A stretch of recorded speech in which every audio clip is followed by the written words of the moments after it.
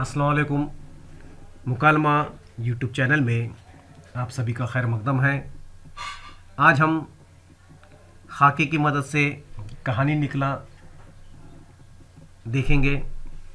निकाह देखिए आपके स्क्रीन पर।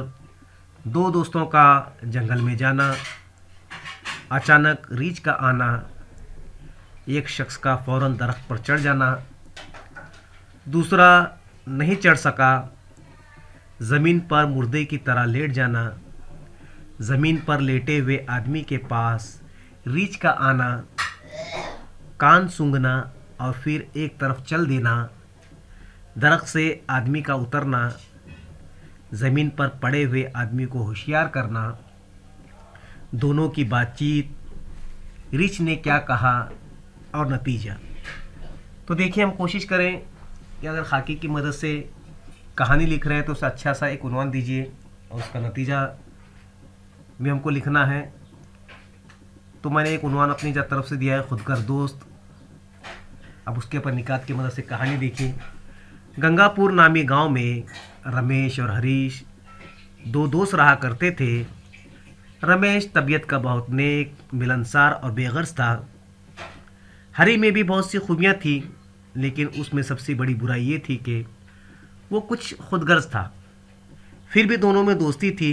उनकी दोस्ती का गांव में चर्चा था। दोनों गरीब थे और मेहनत मजदूरी करके पेट भरते थे। एक दिन दोनों गांव से दूर एक जंगल में लकड़ी काटने गए। रास्ते में चलते चलते बातें कर रहे थे। हरी अपनी दोस्ती की बड़ी तारीफ कर रहा था। वो बोला, अगर मौका आ जाए तो मैं तुम्हारे लिए अपनी जान भी दे सकता हूँ। रमेश उसकी बातों से दिल ही दिल में खुश हो रहा था। बातें करते करते वो बहुत दूर निकल गए।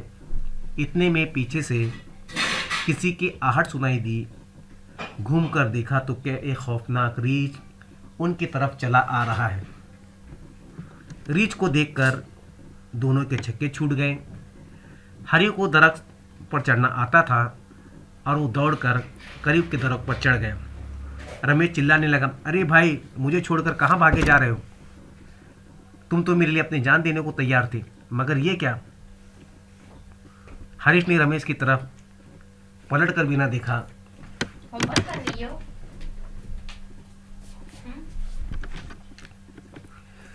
उसे अपनी जान बचाने की फिक्र थी।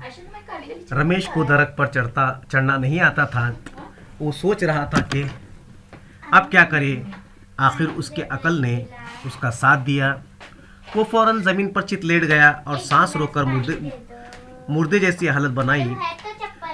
आखिर रीछ उसके करीब आया, उसके चारों तरफ घूमा, फिर उसके कान के पास मुंह ले जाकर सूंघता रहा। कुछ देर तक ऐसा ही करता रहा, फिर उसे मुर्दा समझकर वापिस चला गया।